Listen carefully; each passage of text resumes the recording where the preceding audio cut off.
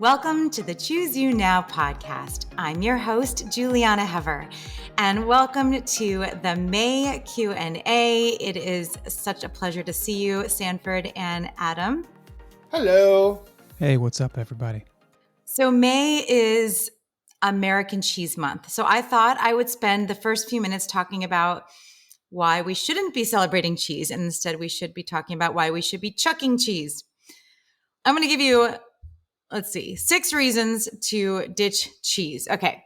First of all, cheese is the number one source of saturated fat in the American diet. And saturated fat is the type of fat associated with raising serum cholesterol levels, increasing the risk for cardiovascular disease and Alzheimer's disease. The American Heart Association itself recommends aiming for no more than 5 to 6% of total calories from saturated fat. So you add in one animal product or one serving of cheese, and that's going to boost you way above that number. That's really 13 grams a day max for a 2,000 calorie diet. So we want to go low on the saturated fat. The second reason is that dairy raises your hormones, your growth hormones, like serum insulin, like growth factor 1. This promotes cell proliferation, and it's been associated with an increased risk for several types of cancer. In fact, there was just a study just 2 weeks ago that was published. It was an 11-year prospective study on 500,000 people. It showed a higher intake of dairy was associated with higher risks for liver cancer, female breast cancer, and possibly even lymphoma. Third reason, cheese is addictive. Producer Adam and Sanford, could you agree with that? Cheese is addictive. Yeah, certainly addicted as we speak. Yep. I should be called the cheese monster and the cookie monster. So let me explain why. Okay, it's so common. If you think about it from an evolutionary adaptation perspective, it's an advantage for us to seek out foods that are as high in calories as possible so that we could survive in times of scarcity. You know, of course, there's no scarcity nowadays, but this was how we adapted. And then, of course, anytime you add salt, like if you look at a restaurant when there's adding salt to everything, like tons of it, it's because it makes everything taste so much better. And then you want to eat more. So there's a perfect storm of high calories, high fat, high salt in cheese. So there you go. But wait, there's more. Cheese contain opiate-like casomorphines, which are these compounds that attach to the same brain receptors as addictive drugs. And it basically releases dopamine. You get this big dopamine hit, and it's a feel-good hormone. It feels really good, so you want it, and then you associate that with the cheese. I mean, basically, this is nature's way of ensuring that babies drink their milk so that they grow. But yeah, that's why it's so crazy addictive. The fourth reason is cheese is also a chemical cocktail. It contains things like antibiotic residues, pesticides, herbicides, fungicides, veterinary medications, synthetic preservatives, fertilizers, additives. It's just amazing how many things you could find in dairy. And of course, there's white blood cells because there's pus from the way they take it out. I know it's really gross, but it's true. Fifth reason to ditch dairy, especially cheese, is that dairy consumption may actually cause iron deficiency. This is because it inhibits the absorption of iron, which is so interesting. This is why probably one of the recommendations that infants under a year do not consume cow's milk. That's why we always stick with formula or breast milk, but it is linked with iron deficiency. And the sixth reason that I chose out of many to chuck cheese is that early dairy consumption has been linked to type 1 diabetes, the autoimmune type that's typically diagnosed in childhood. So those are just some of the reasons to ditch dairy and not celebrate. And the good news is there are amazing dairy-free products out there now, and it's so easy to make your own. In fact, I just whipped up a batch of the Chipotle butternut squash cheesy sauce, one of my most popular recipes, if I say so myself, because I'm teaching a class today, which all of our Patreons have access to. So instead of celebrating cheese in May, let's chuck cheese and celebrate with nutritious, delicious food that brings about excellent health. I like that, chuck cheese. And frankly, Adam, I see another t-shirt for the merch shop. Chuck cheese. Oh, yeah. It's just like a mouse, just like throwing a wheel of cheese into a trash can. Perfect.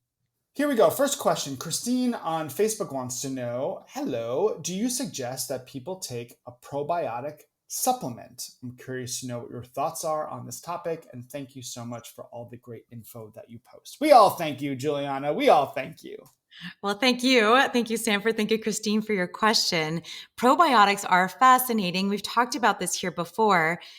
Basically, the conclusions are twofold. It depends if you find the right one and if you find the right one for the specific condition you're trying to address, but there are some benefits. So basically, there's strong evidence supporting the hypothesis that the efficacy, if they work, is both strain specific and disease specific. And so you basically have to look at what you're taking, what's in the formula, how many CFUs are in the formula, do they stay alive? It's all these variables because, the current regulation of probiotics is beyond inadequate. There is no way to protect consumers and healthcare providers.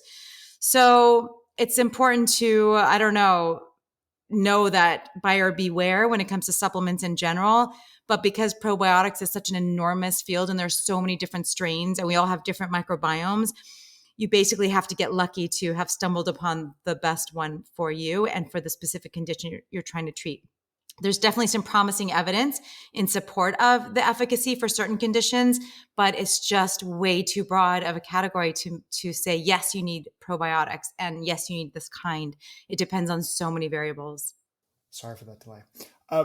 Interesting. Very interesting. I have a weird stomach and I have found that probiotics are very, very helpful. I am not a doctor. Please go to your doctor, but that has been my probiotic experience. We don't even need to put that in there because who cares about what my stomach? Adam, take that. I care. Oh, okay. Well, thank you. I care about you too. Yeah, here I'll add something. Listeners, I used to be a big fan of amateur biotics. Now I'm all probiotic. You should be too. Go on. Oh, Adam, you're the best. Here we go. Next question, again on Facebook, is from Bob. And this is interesting because we are talking about American Cheese Month. So Bob has a cheese question regarding vegan cheese. Is it still okay if it's higher in saturated fat? Or are saturated fats still quote unquote bad? It seems that Bob is struggling with bad fats and good fats. Oh, Bob, I know the struggle. Juliana, what do you think? Yes, the struggle is real. Thank you, Bob. And okay, so definitely you're better off doing dairy-free cheeses, of course, because of all those hormonal implications and all the other things we talked about in the beginning. But these vegan cheeses that are on the market are still, a lot of them are very high in saturated fat. So saturated fat, let's talk about that really quickly. We know that it promotes cardiovascular disease, Alzheimer's, all sorts of things. The other thing, and when you think about good versus bad, which is kind of one way to say it, but I like to think about it as essential versus non-essential and then disease promoting. So saturated fat is not essential in the diet. We do not need to consume saturated fat. Now, if you're on a plant-based diet and you're not eating any animal products, and you're not eating any of those oils like coconut oil and palm oil, the tropical oils that are high in saturated fat, you're going to get about 5 to 6% of your total calories from saturated fat, just from a little bit of nuts and seeds, a little bit of this and a little bit of that, because it's, there's a little bit of it throughout the plant food world. But think about that. That's what the American Heart Association recommends, is to keep it to less than 5 to 6% of total calories. So if you add any serving of something that's high in saturated fat with those tropical oils or the animal products, you're going to kick yourself above the recommended maximum. So I don't recommend consuming them. But I do love some of these vegan cheeses out there. There's so many amazing, delicious options, and they're delicious for treats. So when I'm entertaining, I will always have, a Miyoko's wheel. I'll always kind of that's like a treat food. It's an entertainment food for when, people that are not vegan. So it's kind of like look at how delicious plants are kind of a thing. And so I do like to have them available, but they're not something to have as a staple, like every single day. Like you don't need it by any means. You need the polyunsaturated fat omega-3s and omega-6s, which we get from plants. So you don't need to seek out saturated fat, and you want to try to minimize it as much as possible. Very interesting. Bob, again, the struggle is very real. So you're not the only one, if that makes you feel better. A lot of us struggle with the quote unquote good and bad fats. Our next question is from Instagram. I'm going to totally screw up this name. Doina Pengilly, at Doina Pengilly. That's how I'm saying it. They want to know, I follow a high carb, low fat vegan CLFV diet, and I cannot seem to gain weight. Any tips on how to gain weight? First of all, Juliana, can you please educate us lowly people and tell us what CLFV diet is? Yes, it's so funny. Sometimes I get these messages and I'm like, wait, I have to like think about it. What does that mean? But HCLFV, I'm guessing, is high carbohydrate, low fat vegan diet. And you know how we always talk about macro confusion and everything. So I don't know exactly what you're eating, but let's talk about weight gain. So it sounds like you're on a very mindful, conscientious, plant-based diet. And in terms of weight gain in general, first, I always ask people, well, why do you want to gain weight? And if it's because you want to change volume or you want to, if it's more of an appearance thing, because if it's a health thing, then you want to address the health issue. But if it's an appearance thing, then I always suggest starting with exercise because you build volume, you build muscle, you tone with exercise, and increasing exercise increases your appetite. And so having a better appetite will help you eat more. And of course, to gain weight, you need to eat more. This is like the opposite of what I teach with all my weight loss clients, of course. So exercise, more heavier weights, more intensity, more duration, more frequency with exercise, which will drive your appetite. Then consider eating more meals throughout the day or either bigger meals, just depending on how much you want to build up either meal frequency or meal volume. And finally, you want to look at higher density foods. So the things I have my weight loss clients avoid: dried fruits, hummus, in large quantities because it's pureed and it's easier to eat a lot of it. Whole grain crackers, whole grain, flours, breads, whole grain sprouted, ideally breads, whole grain pastas, those wonderful legume pastas. That's an easy way to get more calories in. Just look for more concentrated sources of those healthy foods and eat them more frequently. But the exercise should drive everything. So I hope that helps. Interesting. Thank you for that. Thank you for that question, Doina Pengilly. I hope you write us again so I can say your name again. Also from Instagram, CTEL wants to know, does cheese lead to atherosclerosis? Please tell us what that is. Yes, atherosclerosis is basically the hardening of the arteries secondary to diet. Dr. Kim Williams, who's been a guest on the show here and is an amazing cardiologist, and he calls it, instead of coronary disease, he calls it culinary disease. I think that's so brilliant. And so atherosclerosis is basically what high cholesterol and all these things that are leading to cardiovascular disease. And yes, it's the saturated fat is like the primary cause of atherosclerosis. So cheese is the highest source, the biggest source of saturated fat in the American diet. And it does indeed lead to atherosclerosis, and there as a middle ground for the path towards cardiovascular disease and Alzheimer's disease as well. Can't we just eat whatever the hell we want and just live healthy lives? I mean, come on. Yes, you can. Oh my gosh, absolutely. This is your life. You do you, choose you now. I know, but I want to eat cookies and ring-dings all day, and I want to live a happy, healthy life, Juliana. I'm just kidding. I want you to live a happy, healthy life too, Sanford. And I always say to my clients, I'm not going to ever tell someone what to do. It's like you get to choose. And like, if you feel okay and you're eating that stuff and you feel good and your health is good, then more power to you. There are those anomaly stories of, well, my uncle smoked a cigar every day and drank a pint of vodka, whatever it is, a liter of vodka. What do you do for, I don't know, a bottle of vodka every day and live to be 100.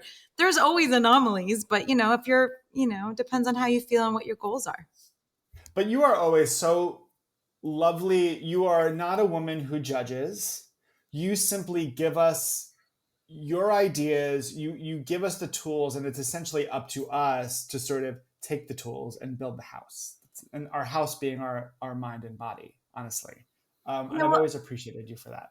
Truly. Thank you for saying that. Thank you. Because for the first few years when I went plant-based and I was like kind of trying to convert the world, I wanted everyone to do what I was doing, and I wanted to share this amazing experience. And a lot of people have this where you just kind of get on a soapbox and just want everyone to do it. And I realized that was a really good way to lose friends. And I did.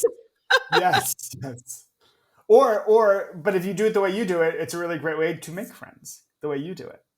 Thank you. So I've evolved to the conversation of be a lighthouse, not a tugboat. That's my goal. Oh, Damn it, that's a good one. I'm going to need to use that because I love that. Here's our last question of this month's Q&A. At TTV_TTB on Instagram wants to know, how much saturated fat do you recommend per day? Is 15 grams low enough to reduce LDL? Once again, please educate us. What is LDL? Right. LDL is the quote unquote lousy cholesterol because there's LDL, there's HDL, there's to all that. So it's the cholesterol that we want to keep on the down low. Like that's the one that's a big marker for cardiovascular disease when it is up. And so the goal is to get it as low as possible. And the best way to do that is to reduce your saturated fat as low as possible. So again, the American Heart Association recommends staying between 5 to 6% of total calories. So if you're eating 2,000 calories a day, that's a 13 grams a day maximum. Now, again, a vegan diet keeps it around 5 to 6% naturally. Any serving of animal product or oil, the tropical oils, that's going to bring up your levels. So you don't have to try to get saturated fat. It's really easy to get. It's too easy to get. And if you're doing your 1 to 2 ounces of nuts and seeds a day, you're going to get it naturally and in not too much of a dose. So keep it as low as possible. And also for your LDL, you want to, make sure you're eating lots of the, 6 daily threes, lots of color, lots of fiber is really important. And exercise is very helpful as well. So all of those factors help you reduce your risk for cardiovascular disease. And if I could just add, don't forget to eat the rainbow, folks. Eat the rainbow. What a lovely May Q&A. Thanks, everybody. Julina, thanks as always for teaching us a thing or two. Thank you. Thank you, producer Sanford and producer Adam. Happy May, and let's celebrate with, some vegan cheese. Thank you all so much for your wonderful questions. We really appreciate them. If you are inspired and enjoy the Choose You Now podcast, consider becoming a member of our Patreon page, patreon.com/chooseyounow, to have access to exclusive content. Like today in our Leafy Green Room, we go into omega-3s and fish oil and the essential fatty acids. And also, as a Patreon member, you will get access to the monthly culinary classes that I've been having in my kitchen. It is so much fun. And we are there answering questions and cooking up a storm and talking nutrition and health and diet and weight loss and all of the wonderful things that we love to talk about here. So join our Patreon page at patreon.com/chooseyounow, patreon.com/chooseyounow, to have all of this wonderful access. Also, please subscribe to the show, rate and review us on iTunes, and send us an email with your questions and comments at chooseyounowpodcast@gmail.com. For nutrition services and more information, visit me at PlantBasedDietitian.com. I invite you to choose yourself now, and I'm signing off with lots of leafy green love.